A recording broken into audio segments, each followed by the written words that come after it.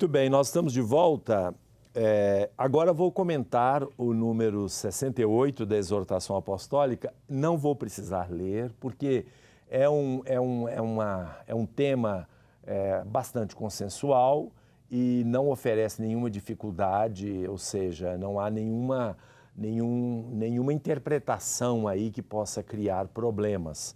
O número 68 fala da importância que todos nós absolutamente concordamos, a importância de um substrato cristão católico na sociedade, para que a adesão de fé das pessoas possa estar, de alguma maneira, amparada, né, por algo maior do que a fé individual. Isso o Papa chama de cultura cristã. Então, a primeira coisa que a gente tem que perguntar, o que é uma cultura? A cultura são, primeiramente, um conjunto de hábitos. Hábitos fazem parte da nossa vida, né? Hábitos de alimentação, hábitos na maneira de vestir, hábitos no sentido de modos de viver, de organizar a vida, a estrutura familiar, o estudo, a maneira, enfim. Não é só isso, é esse conjunto de hábitos, mas também a cultura é composta de expressões, desde expressões musicais, acabamos de ouvir uma música Sanctus, de Charles Gounod, então é uma expressão de uma cultura musical cristã, não é só esta, é claro, tem outras tantas formas de expressão contemporâneas, populares e assim por diante. Então, expressões musicais. A cultura se expressa também na sua forma de construir, na arquitetura, se expressa na escultura, nas artes de maneira geral. E o que significa uma cultura cristã? E o Papa fala que no Ocidente não é possível você desconsiderar esse substrato cultural cristão católico. Óbvio. Você vai tanto no Brasil, quanto na Europa, quanto na América do Norte, você vai ver. As igrejas chamam logo a atenção. Eu, por exemplo, viajando pelo interior da Europa Central, principalmente de carro, quando você pode parar, etc., ou de trem, ou de ônibus, você vê cada cidadezinhas espalhadas, porque lá não tem aquele, como aqui no Brasil, aquela extensão de terra onde não se vê morador, né? Não, lá não tem isso. Tudo cheio de pequenas cidades, tudo. É uma grande cidade constituída de pequenas cidades. Como que estas cidades se organizam? Em torno de quê? De uma igreja. Você tem o campanário no centro e em torno você tem as casas. A arquitetura, as esculturas, as pinturas, os nomes das ruas. Você vê também a marcação do tempo. Nós estamos no tempo 2015 depois de Cristo. Nós temos o Natal, a Páscoa. Então, tudo isso faz parte, no Ocidente, de uma cultura cristã. E esta cultura cristã, diz o Papa, ela é muito mais do que sementes do verbo. Aqui precisa entender o que significa sementes do verbo. Sementes do verbo é uma expressão do Concílio Vaticano II que se refere que à presença do Senhor Jesus Cristo no seu mistério da encarnação neste mundo em todos os lugares, em todas as culturas, em todas as civilizações, em todas as religiões. Onde existe algo profundamente humano, bom, honesto, verdadeiro, aí existem sementes do verbo. O Papa diz, neste caso é muito mais do que sementes do verbo. Não são só sementes, são sementes que já desabrocharam, que já cresceram. Então, essas expressões culturais, diz o Papa, que elas são muito importantes e elas contêm formas de proteção da fé dos fiéis mais eficazes do que se a gente contasse o número dos fiéis. Expressão fantástica essa do Papa Francisco, né? Ou seja, no Brasil, 68%, 70% são católicos. mas o país ele tem um substrato cristão católico inegável.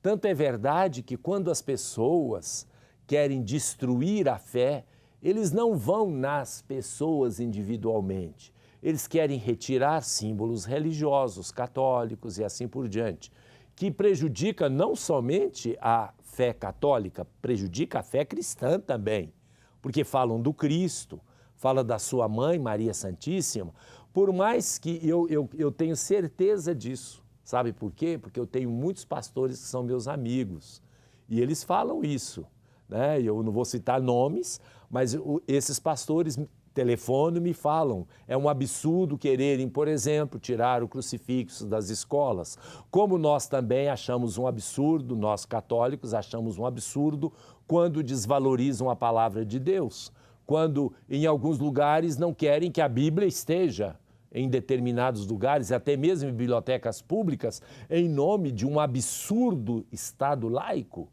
Ou seja, um ateu italiano,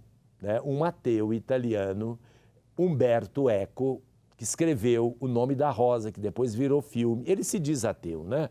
Mas e ele tem um substrato cultural cristão católico que ajuda muito.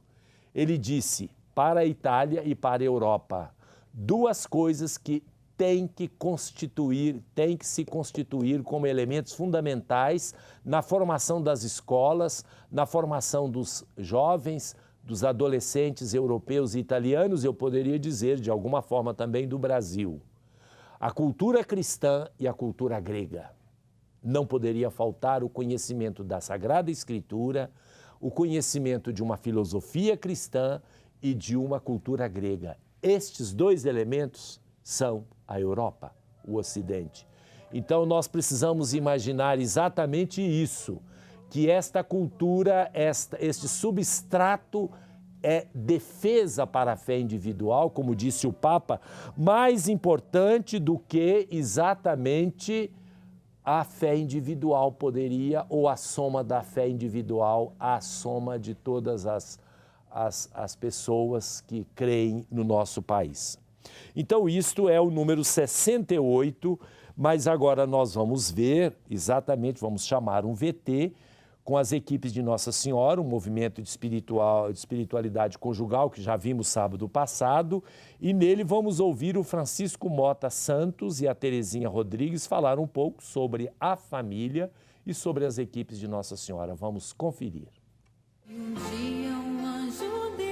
Vamos fazer 42 anos de casados. Dia 6 de julho. Nós temos 3 filhos, 4 netos. Somos muito felizes, graças a Deus. Eu creio que o comportamento da gente atrai mais do que qualquer conselho, qualquer palavra. Né? O movimento, ele diz claramente, o movimento não é de ação, mas é um movimento composto de casais ativos. E o movimento estimula, motiva muito a inserção dos casais na comunidade paroquial. O movimento é cristocêntrico. Né? Nossa Senhora é um modelo de seguidora de Cristo. Por isso, ela nomina todas as equipes. Todas as equipes têm uma evocação específica. A nossa equipe é Nossa Senhora de Lourdes. Que às vezes a gente, no dia a dia, né, das preocupações, às vezes a gente esquece um pouquinho, mas depois volta. Nossa, minha mãe, eu estou muito nervosa, eu estou... E a nossa mãe é muito carinhosa conosco, né?